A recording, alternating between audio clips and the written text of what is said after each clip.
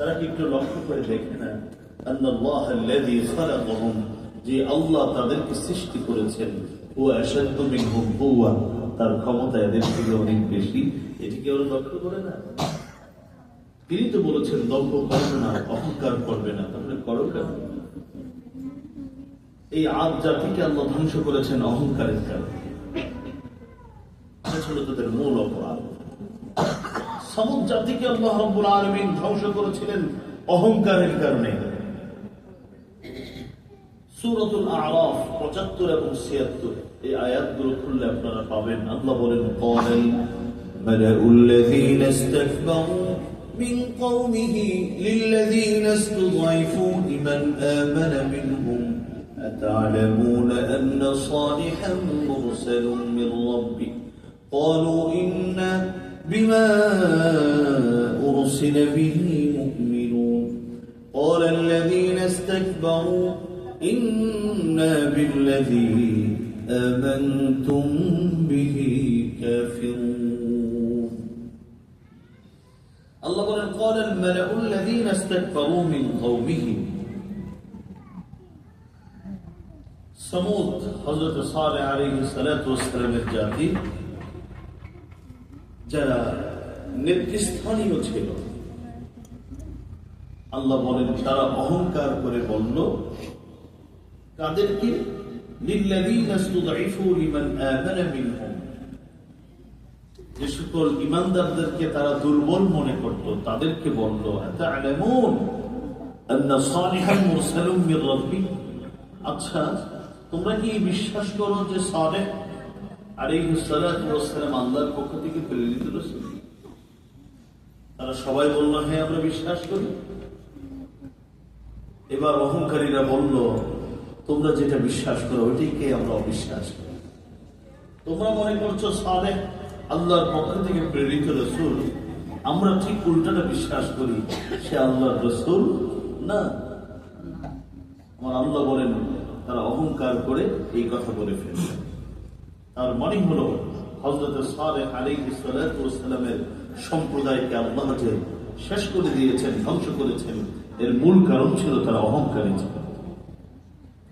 ফিরআউন জাতিকে হযরত মূসা আলাইহিস সালাতু ওয়াস সালাম দাওয়াতের পরে ফিরআউন জাতিকে আল্লাহ কেন ধ্বংস করেছেন, এর কারণ আল্লাহ রাব্বুল আলামিন সূরাতুল কাসাস ৩৮, ৩৯, ৪০ এই আয়াতগুলোর মধ্যে আল্লাহ নিজেই বলেন, ওয়াকালা ফিরআউনু ইয়া আইয়ুহাল মালাউ মা আলিমতু লাকুম মিন ইলাহিন গায়রি ফাআওকিদ লি ইয়া হামান আলা الطين فاجعل لي صرحا لعلي أطلع إلى إله موسى وإني لأظنه من الكاذبين واستكبر هو وجنوده في الأرض بغير الحق وظنوا أنهم إلينا لا يرجعون. পুরো আয়াতের ব্যাখ্যাও বলবো না। আল্লাহ বলেন ওয়াস্তাকবার, হুয়া ফিরআউন নিজে অহংকার করল, ওয়াজুনুদুহু এবং তার পুরো বাহিনী অহংকার করল, এবং তাদের ধারণা, তাদের চলাফেরায় এমনটা প্রকাশ পেল যে তারা কোনোদিন আমার কাছে আর ফিরে আসবে না। আমি সঙ্গে সঙ্গে তাকে এবং তার বাহিনীকে ধরলাম, এবং সমুদ্রে নিক্ষেপ করে এর অতল গভীরে নিয়ে তাদেরকে চুবিয়ে চুবিয়ে মারলাম। তাদের মূল অপরাধ ছিল তারা দাম্ভিক ছিল, অহংকারী ছিল। ফিরআউন জাতিকে আল্লাহ ধ্বংস করেছেন, এর মূল কারণ কি? তারা অহংকারী ছিল। করুন এবং হামান, ফিরআউন, এদের তিনজন সম্পর্কে আল্লাহ বলেছেন যে হামান, কারুন, ফিরআউন এই সবটি অহংকারী ছিল, সবটি দেন করেছে। সূরাতুল আনকাবুতের ৩৯ নং আয়াত আল্লাহ বলেন, وقارون وفرعون وهامان ولقد جاءهم موسى بالبينات فاستكبروا في الأرض وما كانوا سابقين. আল্লাহ বলেন কারুন, ফেরাউন, হামান তিনটা আমার নবী মূসা যখন অকাট্য প্রমাণ নিয়ে তাদের কাছে আসলো, তারা তাদের সাথে অহংকার করলো। ফাস্তাকবারু, তারা অহংকার করল, আমি আর ছাড় দিলাম না, আমি তাদেরকে ধ্বংস করে দিলাম। যত জাতিকে আল্লাহ ধ্বংস করেছে এর পিছনে মৌলিক কারণ ছিল, এরা কি ছিল ভালো করে খেয়াল রাখতে হবে। প্রত্যেক জাতিকে আল্লাহ ধ্বংস করার পিছনে যে মূল অপরাধটা ছিল, সেই অপরাধটা কি? তারা অহংকার। মুহতারাম হাজরিন, আল্লাহ রাব্বুল আলামিন অহংকারীকে পৃথিবীতে কিভাবে তার নিয়ামত ছিনিয়ে নেন আর আখিরাতের শাস্তি কিভাবে দিবেন, এই মর্মে একটি ঘটনা আমার আল্লাহ রাব্বুল আলামিন সূরাতুল কাহফের 32 থেকে 42 এই আয়াতগুলোর মধ্যে আল্লাহ রাব্বুল আলামিন আলোচনা করেছেন। চমৎকার একটি ঘটনা। দুজন পাশাপাশি বসবাস করেন, যদিও তাফসীরের কিতাবে একাধিক মত আসছে। কেউ বলছে আপন ভাই, কেউ বলছেন না প্রতিবেশী। একজনকে আল্লাহ রাব্বুল আলামিন ধন সম্পদ খুব বাড়ায় দিয়েছে।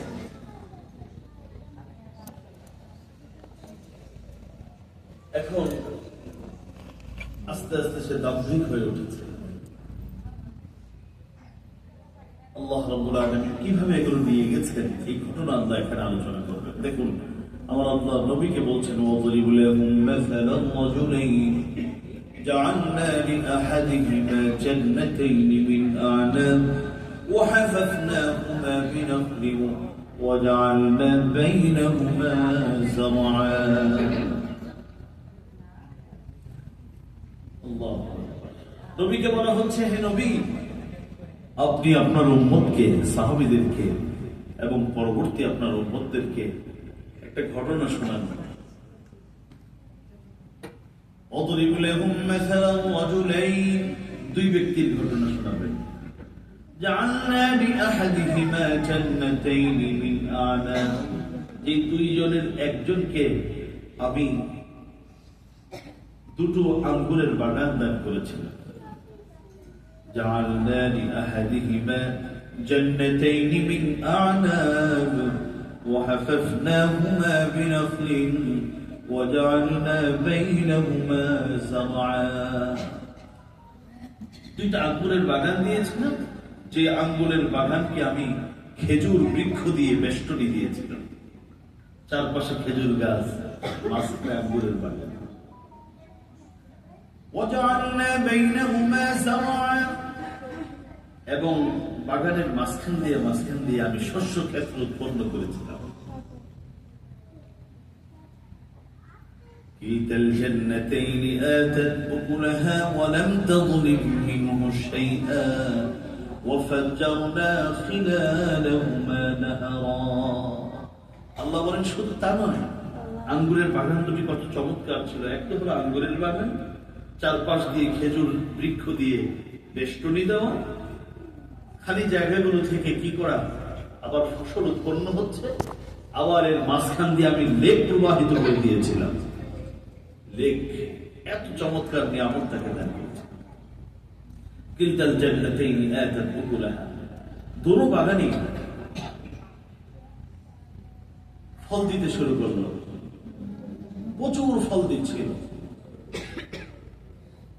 একেবারে এমন না একটা সিজন ও ফল বন্ধ করে, এমন না, ফল দিচ্ছে তো দিচ্ছে। যাই হোক, وكان له ثمر فقال لصاحبه وهو يحاوره أنا أكثر منك مالا وأعز نفرا। ওই যে প্রতিবেশীর সাথে সাক্ষাৎ হওয়ার পরে তাকে বলতেছে, আচ্ছা তুমি কি জানো সম্পদের দিক থেকে আমি যে তোমার থেকে বেশি? লোক বলে যে আমার শক্তি তোমার থেকে বেশি, খোঁজখবর আসেনি তোমার। এই কথা বলতে বলতে বাগানে প্রবেশ করে, একজন আর একজনের সাথে হাত ধরে ধরে বাগানে প্রবেশ করে আর বলতেছে, জানি তোমার আছে কি? আমার এই বাগান আছে, দেখো কি পরিমাণ ফল হচ্ছে। এবং আমার বিশ্বাস, আমার এই বাগান কোনোদিন এমন হবে না যে দুইটা সিজন দুই সিজনে কি হবে না, ফল হবে না, এমনটি হবে না। এটা নষ্ট হওয়ার বাগান না। দেখো, নষ্ট হওয়ার কোন চিহ্ন এর মধ্যে আছে? পানির দরকার, লেক প্রবাহিত, কত সুন্দর চারপাশ দিয়ে খেজুর বৃক্ষ দিয়ে এটাকে কি সুন্দর গুছানো সাজানো আছে। লোকটি সব শুনতেছে তার কথা। বলতে বলতে অহংকার করে আরেকটি কথা বললো, তুমি তো দেখছি খুব নামাজ নামাজ খুব আমল ঠামল করো, আমি কিন্তু আবার ওগুলো বিশ্বাস করি না।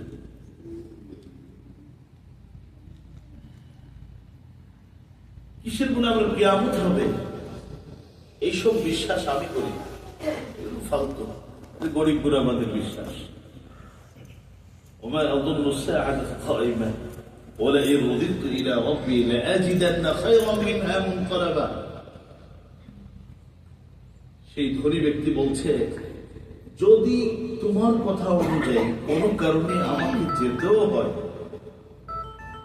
তাহলে এখানে যেহেতু ভালো আছি, ওখানে ভালোই থাকবে। আমি আপনাদেরকে ভাবার্থ বোঝাচ্ছি, কারণ অর্থ করে আবার ব্যাখ্যা করতে গেলে অনেক লম্বা সময় লাগে। قال له صاحبه وهو يحاوره أكفرت بالذي خلقك من تراب ثم من نطفة ثم سواك رجلا لكن هو الله ربي ولا أشرك بربي أحدا। এক ভাই আরেক ভাইরে বলে, অহংকারী ভাইয়ের কথাটা শুনলেন। এবার বিনয়ী ভাই বলছে, ভাই তুমি ইতিমধ্যেই আল্লাহ তোমাকে নিয়ামত দিয়েছেন, ওটাকে অস্বীকার করলা। সেই রবকে তুমি অস্বীকার করে ফিরলে, যিনি তোমাকে সৃষ্টি করেছেন, তুচ্ছ পানি থেকে এই সুন্দর আকৃতি তোমাকে দিয়েছেন। কিভাবে তুমি অস্বীকার করতে পারলে? এই নিয়ামতগুলো তো তোমাকে বিনয়ী করার কথা ছিল, তুমি অহংকারী হলে কেমন করে? তুমি কি বিশ্বাস রাখো সেটা আমি জানি না, আমার বিশ্বাসটা তোমাকে বলি,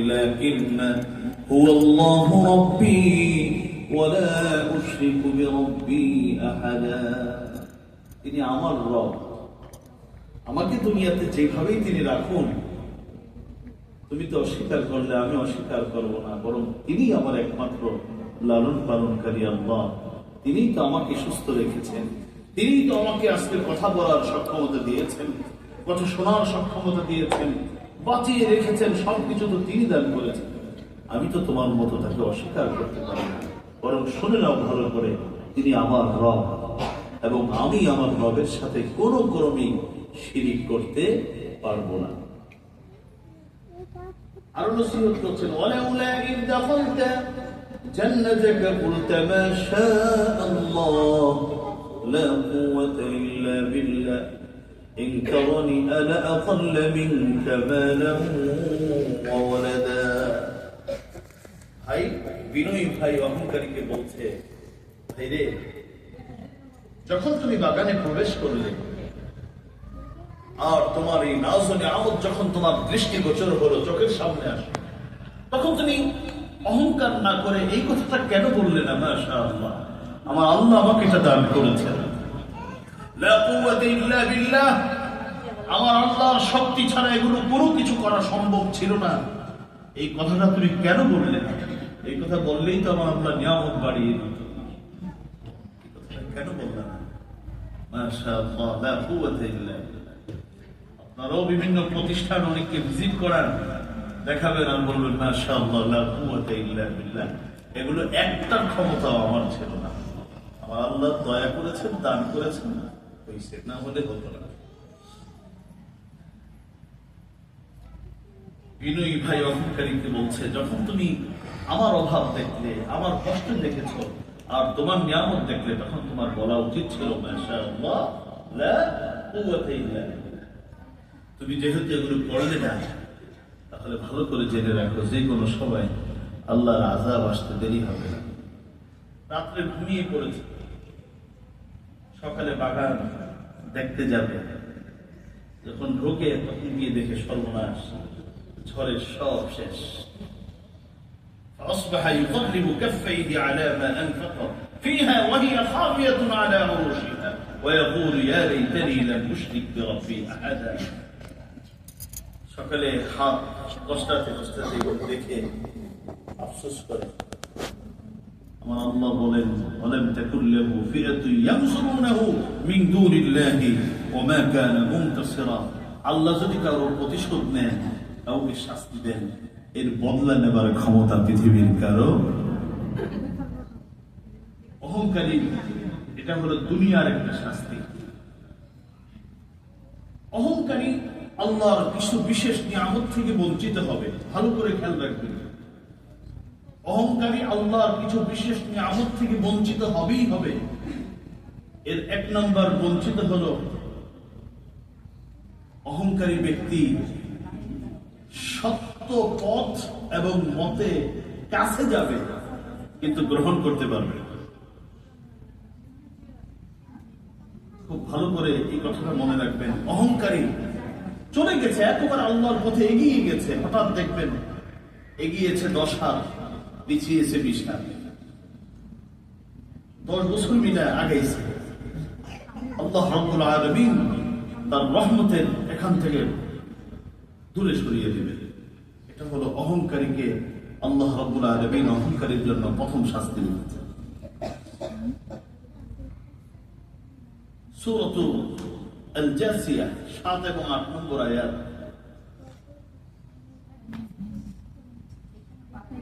আল্লাহ বলেন ওয়াইলুল লিকুল্লি আফাকিন আসীম ইয়াসমাউ আয়াতিল্লাহি তুতলা আলাইহি সুম্মা ইউসিরু মুস্তাকবিরা কাআন লাম ইয়াসমা'হা ফাবাশশিরহু বিআযাবিন আলীম।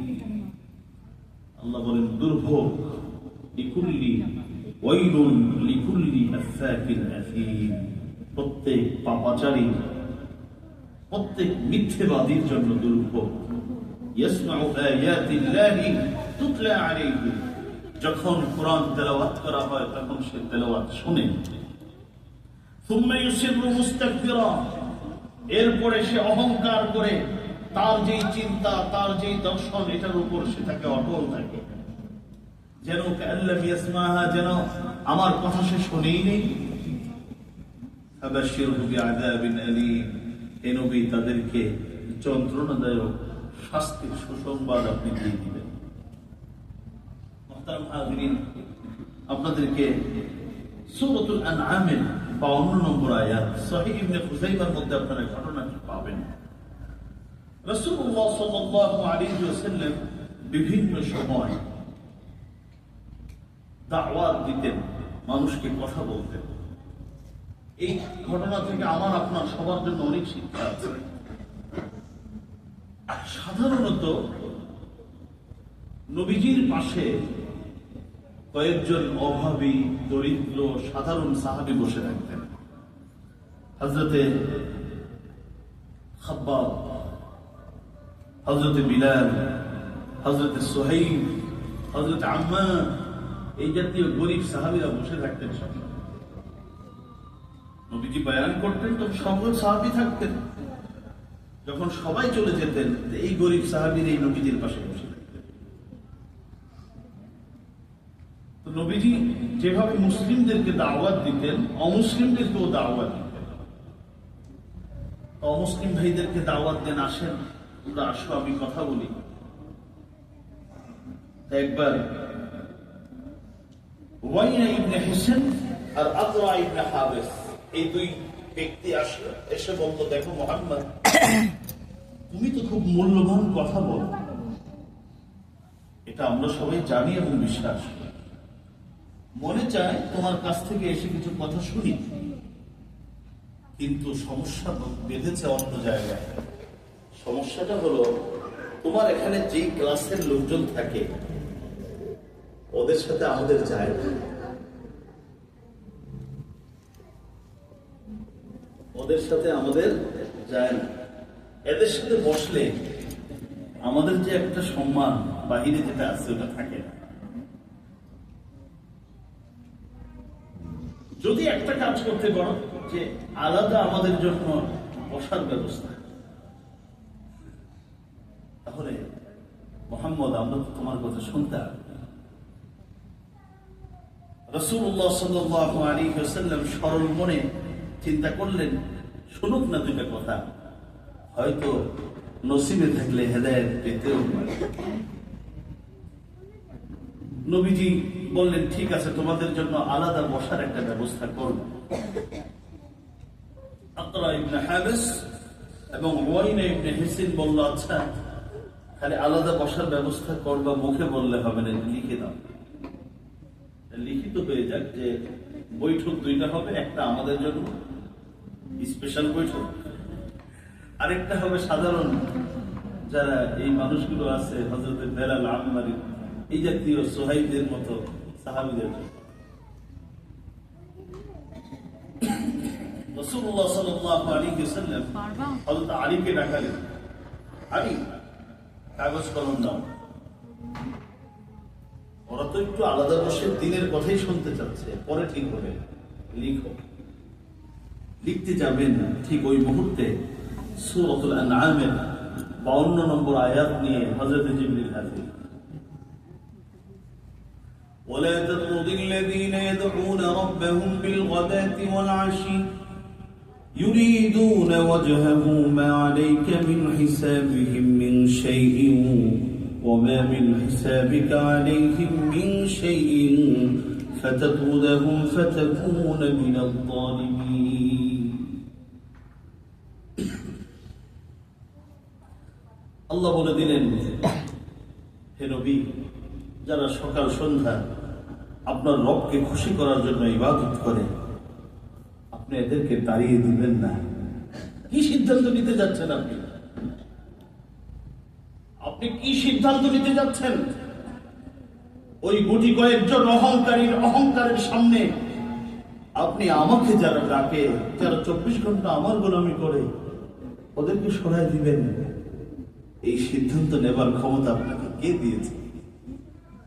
এই সিদ্ধান্ত আপনি নেবেন না। সঙ্গে সঙ্গে হযরত আলীর কলম বন্ধ হয়ে গেছে। রাসূল বললেন, থামো, ভিন্ন নির্দেশনা আমার আল্লাহ দিয়েছে। সূরাতুল আনআমের 52 নম্বর আয়াত।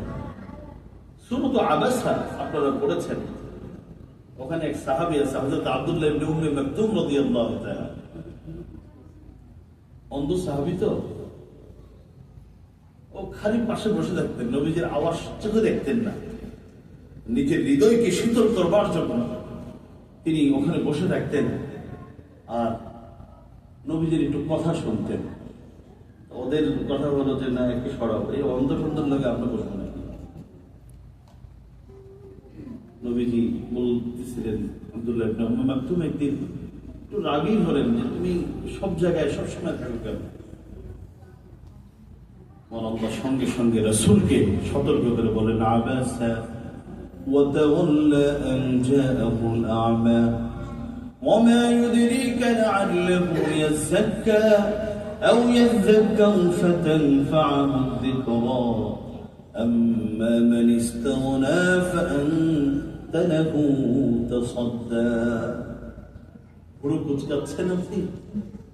আপনি বিরক্ত হচ্ছেন আপনার কাছে একটা অন্ধ সাহাবী আসতে? আপনার তো জানা নাই কার দিলটা কেমন পরিষ্কার। যেটা আনতেছেন সামনে চিন্তা করতেছেন ওর দিল আর এর দিল একরকম না। একটা তো পুত পবিত্র হয়ে আছে আর ওর পুরো অন্তরের মধ্যে অহংকার জমাট বেঁধে আছে। আপনি কাকে বাদ দিয়ে কাকে আনতে চাচ্ছেন? আল্লাহ রাব্বুল আলামিন এই শুধু এই অহংকারের কারণে তারা নবীকে বিশ্বাস করত, নবীর কথা যে সত্য তারা তা জানত, কিন্তু হেদায়েতের পথে সব থেকে বাধা হলো তাদের অহংকার। আল্লাহ রাব্বুল আলামিন এই অহংকারের কারণে এই পুরো একটা বড় অংশকে হেদায়েত থেকে মাহরুম করে দিলেন। তাহলে অহংকারের একটা বড় শাস্তি হলো তাকে আল্লাহ রাব্বুল আলামিন হেদায়েত থেকে বঞ্চিত করবেন। এই আজকে এখানেই আলোচনা শেষ।